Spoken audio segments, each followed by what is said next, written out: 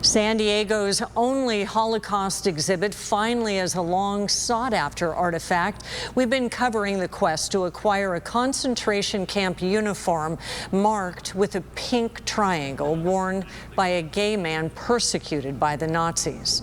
ABC 10 News reporter Perla Shaheen follows through with the founders who are looking forward to sharing this piece of history with the community.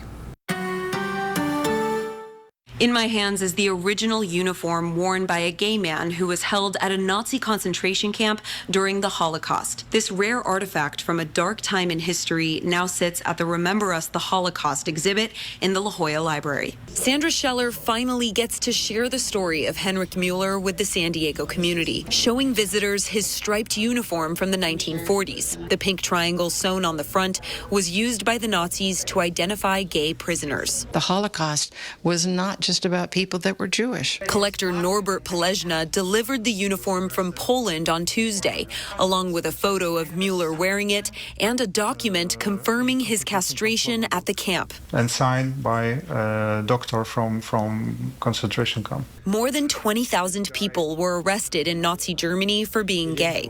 Scheller says it's very rare to find one of their uniforms, much less documentation of their horrifying experience. It is so important for people to see and experience this because they hear about it, they see it in a book. But when you see it in person, it has a whole different dimension to it. ABC 10 News covered the first instance of this exhibit when it opened in 2020 in Chula Vista. We continued to follow through with Scheller in her fight for a permanent home. We really want to get a building and something that we can carry the legacy. She believes our coverage helped her raise the $125,000 necessary to bring this artifact to La Jolla. GoFundMe was the only way to do it.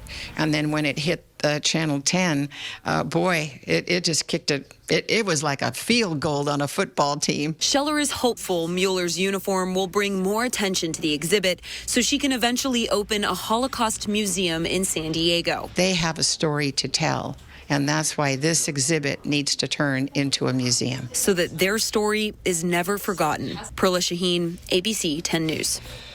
Perla covers community colleges, local politics, Israeli and Palestinian communities, immigration, the Coast Guard, Navy, and Marines.